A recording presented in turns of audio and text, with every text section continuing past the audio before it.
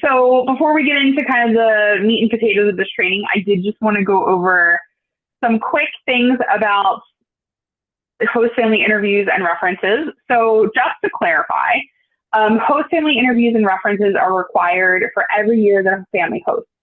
So years and years ago, like 10 plus years ago, they did not have this requirement. This was something they started circa 2012. It used to be a host family was vetted and they were vetted for like, I think it was 3 years. But along the way, over the past decade or so, that has changed. So an in-home interview and references are required every year for a family when they host. The vetting is valid for a full school year. That means like if a family is an arrival family or they're a temporary family in the beginning or something like that, and then like they decide to take a spring semester kid, you don't have to revet them. Like that application and vetting is good for the full school year. And of course, we all know that this is a really important part of the application, not just for compliance, but to make sure our students are safe. Safety is our number one priority. And we also want to make sure our students are comfortable and happy in their home. This is also a really great opportunity for you to get to know a family, like learn about their motivations for hosting, and just like start to build that rapport with them when you go in and do an interview. Any questions before I move forward? Okay, no need to raise your hand. Feel free to speak up. I wanted to say one thing about that. You were talking about how it's important to do it every year. It's a requirement every year, but it's also important because even if a family hosts every year, maybe something's changed. Maybe somebody in the family is driving it and the other people in the family really aren't all that interested anymore. And you can kind of tell that when you're doing your interview. You have to talk to everybody, so it's a really good time to kind of gauge that kind of interest and feeling in the house. Yeah, for sure. So before you go to do a host family interview, you want to make sure that you review the host family application, take a look at the photos that have been submitted. Those are often like a part of the application. So host families, many of you have done this, like you have uploaded your photos as part of that. If for whatever reason you don't see those photos, just let us know. We can send them to you. And this is a really great time to kind of think ahead and think if there are any like yellow or red flags with the family. So some examples of those things would be, have there been any recent family changes? Are there firearms or video cameras in the home that you need to ask about? That's a question on the interview form. Are there part-time family members that would need like a CPC? And has there been any contact with CPS? So just to clarify, these are not automatic disqualifications. They're just like things that you need to follow up on or ask more questions about. And then if you have like specific family questions, that's when you want to think about these ahead of time as well. Mhm. If something bothers you during a visit, then tell us, right? If you're like, man, this house was a little messy, I don't know, or whatever, that something just a little flag pops up in your head, just note it and let us know so we can, talk to it with you. Yeah. So during the host family visit, you should include all members of the family. So it is pretty common for a family member to be able to not be able to attend. So we see this most commonly when people, like families have children in college, or sometimes we have families who have children who are abroad, or some other situation. So in a situation like that, you can have that family member do a call, like while you're doing, like call mom and say like, oh, our son who's abroad right now is calling in, or doing like a video call into the visit. Or you can also have that person email you and just confirm that they agree to host. But basically, we just want to make sure that everybody on the family is on board. And like I said, this is also a great time to build rapport and get to know them. And if they haven't picked a student, this is also a really great time to kind of figure out with the family, like what kind of student might be good for them, and talk about why they want to host. You also want to make sure that you observe the living areas that the student's going to be in. So you want to ask to make sure that you see the living room, the student bedroom, the bathroom, the kitchen, and again, any other room that a student would be in, and assess general cleanliness. If the home is messy, one of the things that you want to ask yourself is this something that can be cleaned up quickly or before student arrival? If the home is really, really messy, I have had situations in the past where we've asked a family to like clean up their home. I also say those are far and few between. Like I really only had that a handful of times. But really what you want to think about is, is this like extreme clutter? Is it extreme messiness? Or is this just busy family life? Busy family life, totally okay. But something that is like something that couldn't be cleaned up within like, an hour, a couple, half a day or something is something that we'd want to note. And you also want to observe the outside of the home and make sure that it's safe. Ultimately, we're not there to like judge how good of a cleaner, the host family is, but more about like the general well-being and safety of the students. Right. So again, this is just kind of a summary of that. Acceptable is clutter, messy but clean, temporary mess, but if things are functional. And then not acceptable are things like block spaces. Are there whole rooms that are like unusable? And believe me, I have a junk room in my house. So like, that's not like a no-go. But, is it dirty or unsanitary? Is there like piles of debris in the home? Is it like not a functional space is really what you're asking yourself. Mm-hmm. So we're actually going to do a little bit of a quiz to see what people think here. Okay? All right. So, is this home acceptable? Feel free to just shout it out. No. Not in that condition. Right. No. Yeah, this is it's a pretty messy home, right? So not only is it messy, but it's not really like there's no place to sit and eat, right? They're not functional. Yeah. All right, what about this one? Yes. Sure, it's cluttered, but it looks clean. Right. Yep. It's a little cluttered, but there's a space to sit down. There's a space to relax, right?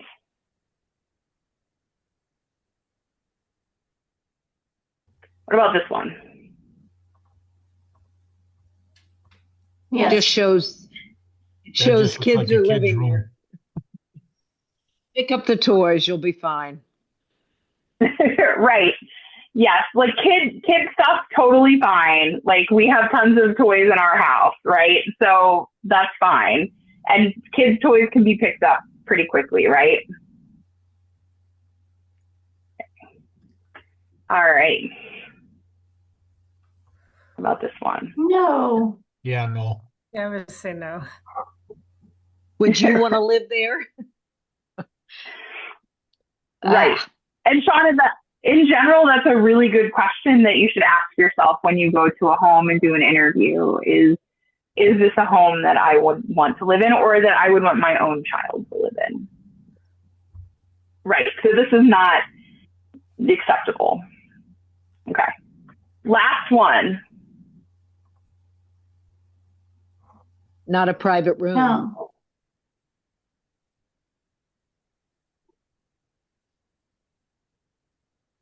I mean, Any unless other there's thoughts? another from room. anyone?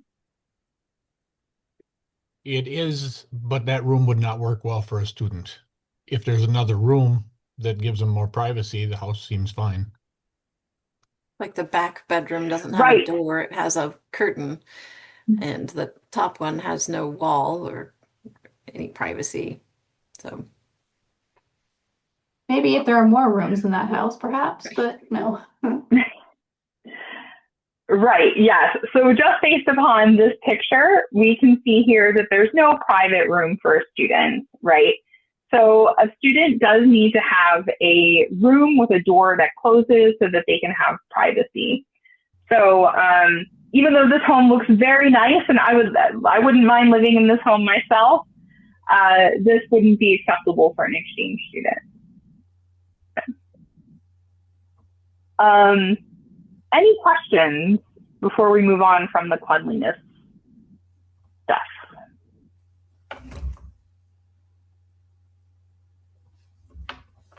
Okay. I was going to say, it's not a All question. right. I always tell host families, I don't want you to clean your house up before I come over. I want you to not feel like you have to go and vacuum and tidy everything. I'm not doing a white glove treatment here. I'm not trying to see how good of a house cleaner you are. I want to see how you live. I want to, make sure that the main important part is that the student is safe. The student is safe and feel comfortable there. So that's just For sure. the key. Yeah, absolutely. Absolutely. And like we said, typical family life, typical things, totally okay. I had an LC who called me once years ago, and he was like, I don't know if I'm going to approve this family. They had a mark on their wall from when they moved their couch in. And I was like, that's totally okay. we don't mind, typical life. If it's normal life, that's fine. Also, if the house is so spotless that you don't feel comfortable, do you feel like, oh, I'm going to make it dirty if I eat a cookie here, or something? That might not be very comfortable either. So it might be good for some students, but in other students, that might not be a great fit. So if they're, magazine picture clean everywhere, it's just something to watch for too. Although we wouldn't disapprove a family for that. That's right. Being too clean. You just got to make sure that it's the right fit. It's something to note, not disqualify. Yeah. Yeah. Okay, so sometimes you're in the zone with your host family, you're having this conversation, you're having your interview, and maybe you need some additional questions to kind of keep the conversation going. These are some questions that I would recommend. And these also help to get to know the host family's rules, get to know their kind of rhythm and their vibe and everything. Have them describe a typical weekend, ask how they handle conflict in your home. What are their household rules? I think a key thing here about rules, sometimes first-time host families, they don't really think about that. They're like, oh, what are our host family rules? And I've always advised people that, like, before a student arrives, you want to make sure that you define those, right? Because everybody has these, like, unspoken rules in their home that, like, we just don't, like, think about until somebody's in our home and then we're explaining them to someone. Like, for example, my family, the last person to go to bed always puts the remote control up on the TV stand. We've never had a conversation about that. That's just, like, how it's done, right? So those kinds of things, I think, especially for first-time families, it's really important for them to think about and articulate so they can explain that to the students. But in general, these are questions that you want to help guide the family to think about, to, kind of think about their experience and think about how they're going to incorporate a student into their family. Okay. There are some things that you want to keep an eye out. So these are examples of red or yellow flags that would have us do additional follow-up or have us have a conversation about whether or not that family is fit to be a host family. So some red flags are controlling or rigid expectations. Is the family inflexible? We all know here that to be a student and to be a host family, it's really important to be flexible, right? When we're participating in exchange. If there's lack of commitment from a household member, and I don't mean like, dad or mom is like, well, I don't know, here we go again, right? Like that's kind of on the normal side. But if there's somebody in the family who's like, I really don't want to do this. Like, I'm not looking forward to this at all. Like, I don't think this is going to be good for our family.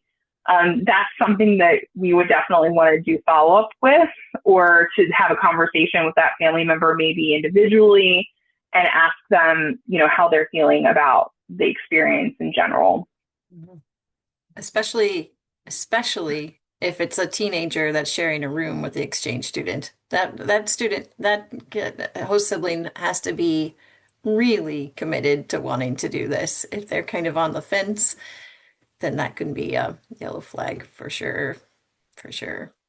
We want to make sure that they're happy. I had a kindergartner, that was upset one time, and then he had a great time, a great experience. He wasn't going to be sharing the room with a student, obviously, and he was a little kid, and the thought of having somebody come into his home and change things up, that was scary to him, and he was like, I don't think I want to do this. But I talked to his family, and his parents were assuring me that he would have a good time, and he did.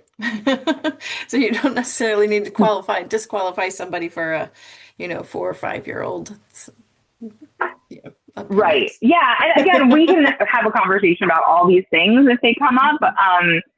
So every situation is so individualized, just like with our students. So, don't be afraid to give us a call if you want to talk something through about a family. We talked about clutter and our unsafe homes, reluctance to follow program rules.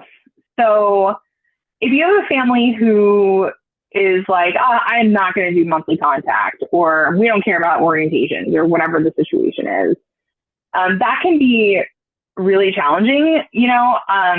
I've definitely had that experience before where I've had families who just will not cooperate at all. And that's definitely something that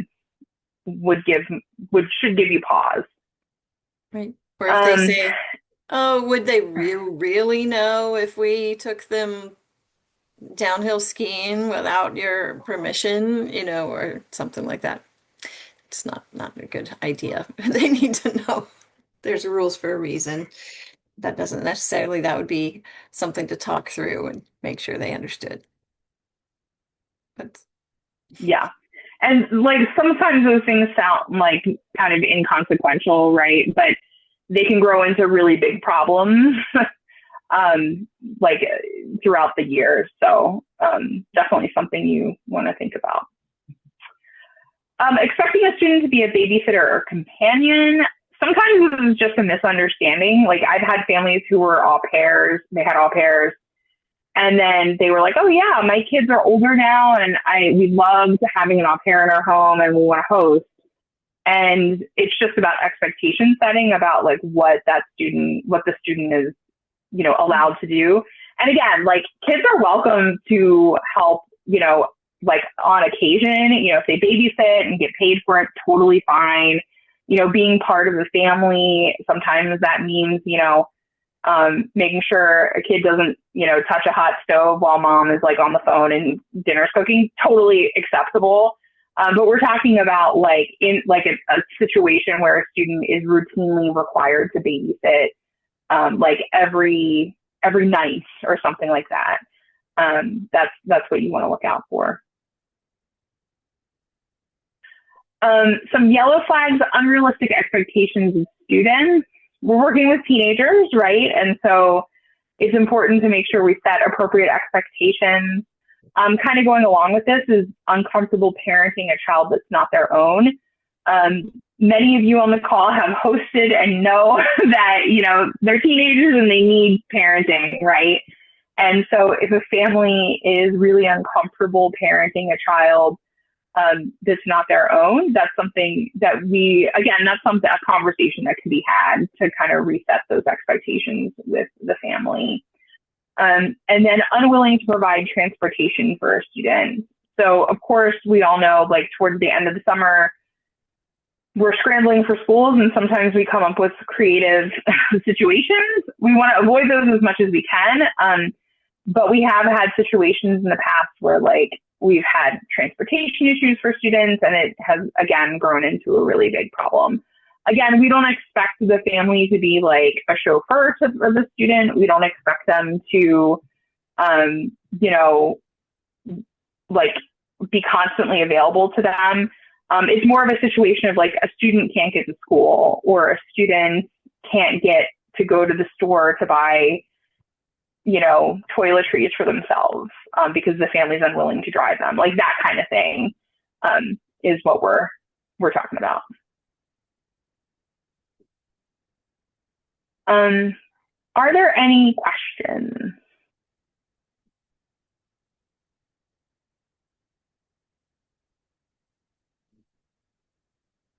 Okay. Well, I have a question. Sorry, it's Cheryl. Usually, Sure. I don't get into rules until I've placed a student in the host family, and we usually do that in the orientation.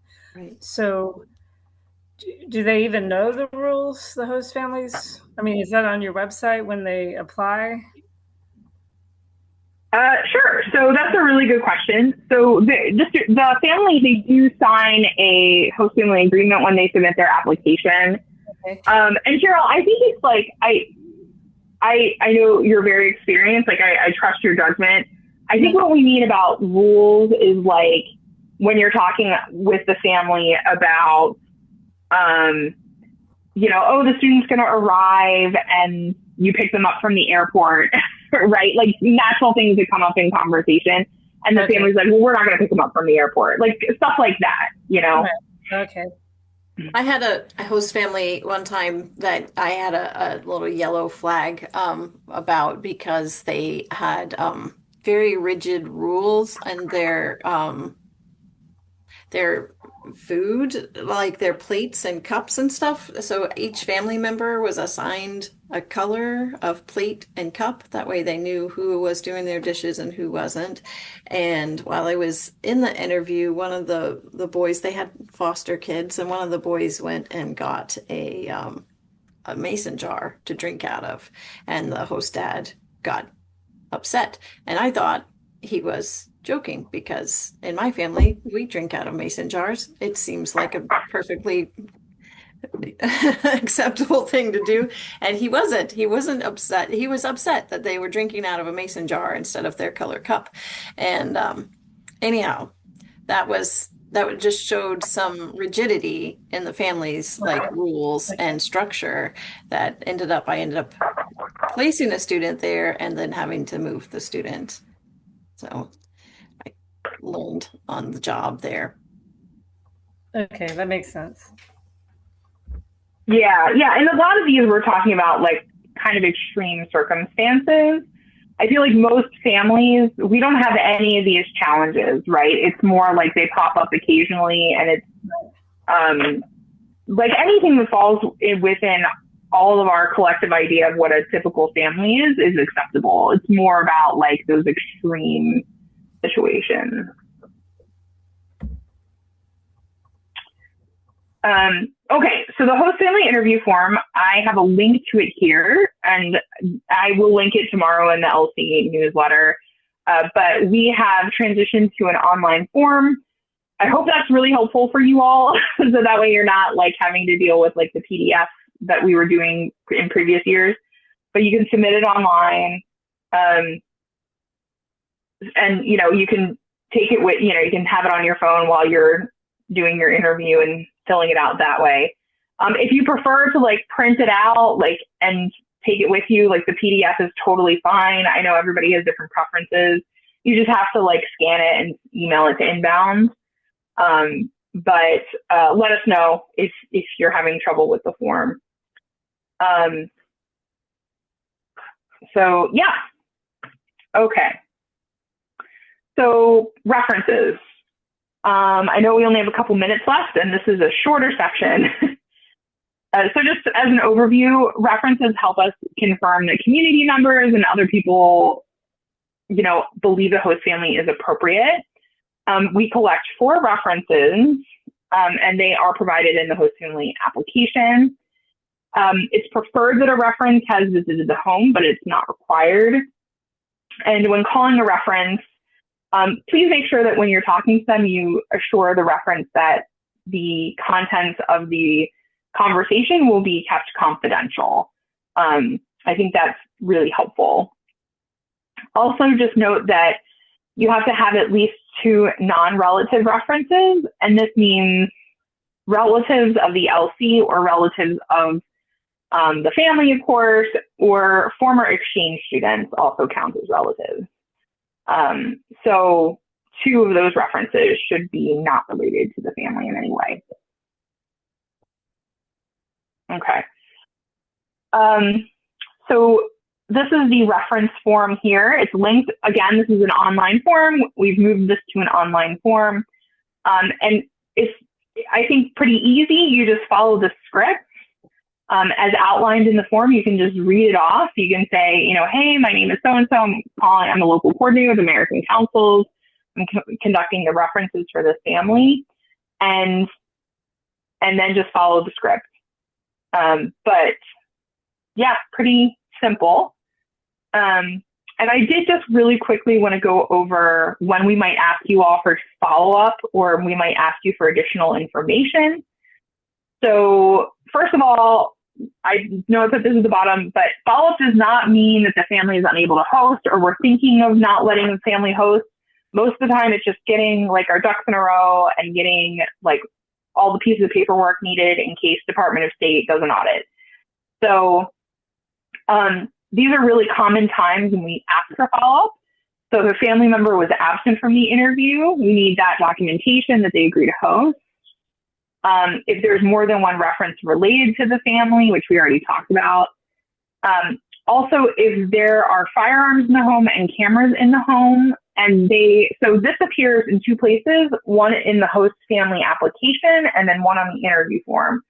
So when we need follow-up is if those responses by the host family and by you on the interview form don't match. So a family might write on their application, we have 3 firearms, we keep them locked in a safe. And then if you write on the form that there are no firearms in the home, that's when I would say, oh, hey, can we get clarification on this? Again, not any sort of like disqualifier, we just need to know, like, to clarify.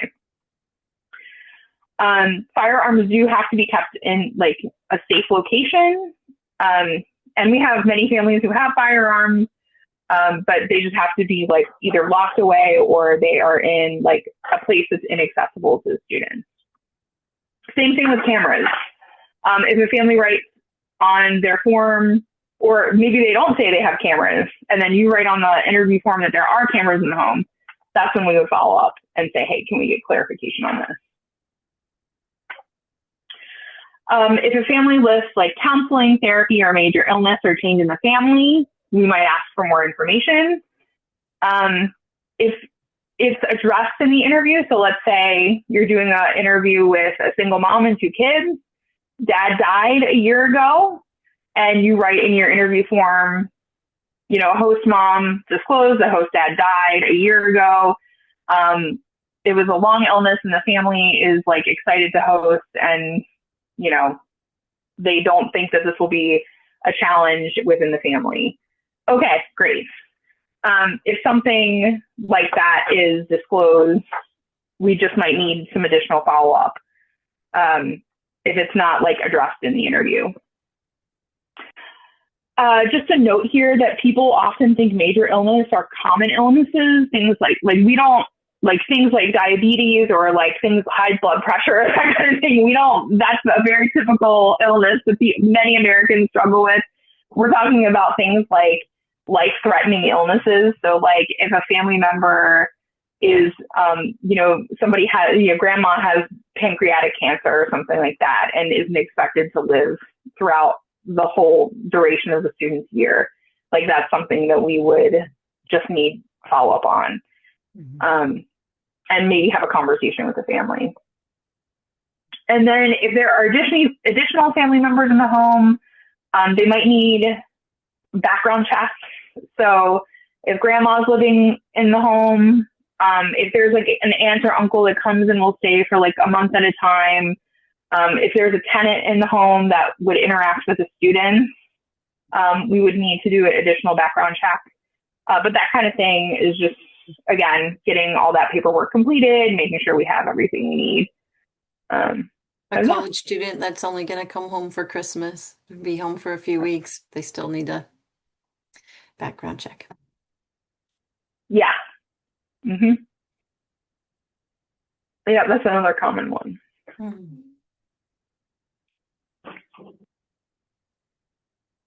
I think the only other thing I forgot is counseling. Lots of people go to therapy, go to counseling. Again, that's not going to disqualify a family. If it's more like, we see people who will write like, oh, my child has anxiety, and it goes to counseling. Not anything we really need follow up on.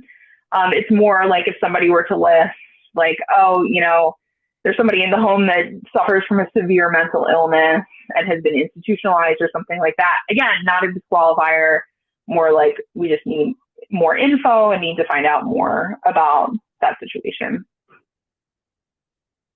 And then CPS. Very, very seldomly we'll have a family who says that they've had contact with CPS for one reason or another. I really think it's only been situations where like people have disclosed that they've reported to CPS, or that they, a lot of, families who foster might have contact with CPS because they're working in the foster system. And that's, of course, totally fine, not a concern. It's more like, of course, a concern if like a parent has been reported to CPS for like an accusation of child abuse or something like that.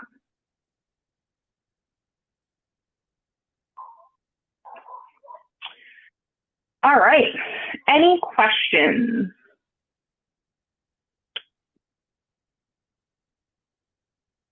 Does this all make sense? Is helpful?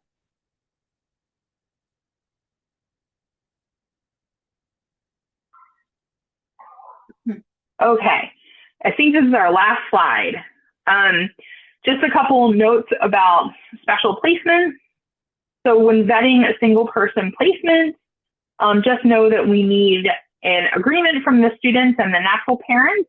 We send that off to our partners. And we also need a single adult placement follow-up form, which we as staff complete.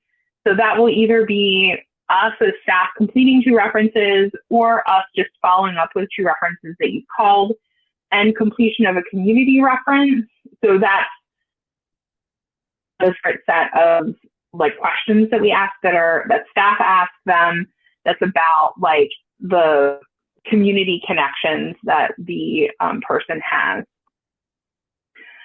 If a family picks a student and they speak that language of the student, we need them to agree to speak English in the home, and the family will sign a dual language form. We have a placement right now where we have that, and it's great. Everybody's happy. Kid has had a super great year.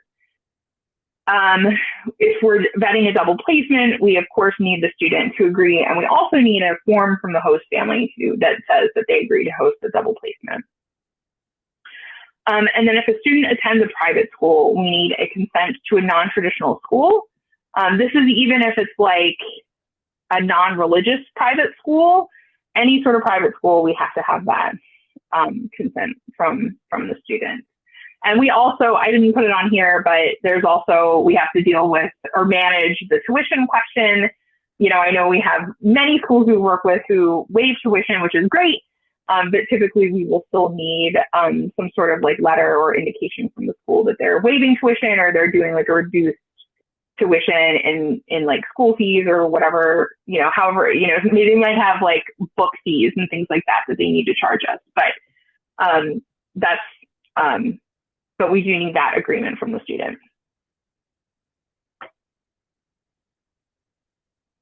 All right.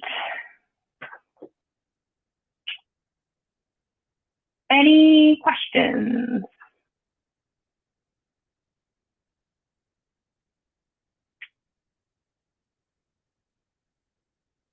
Okay. I'll stop recording. Okay.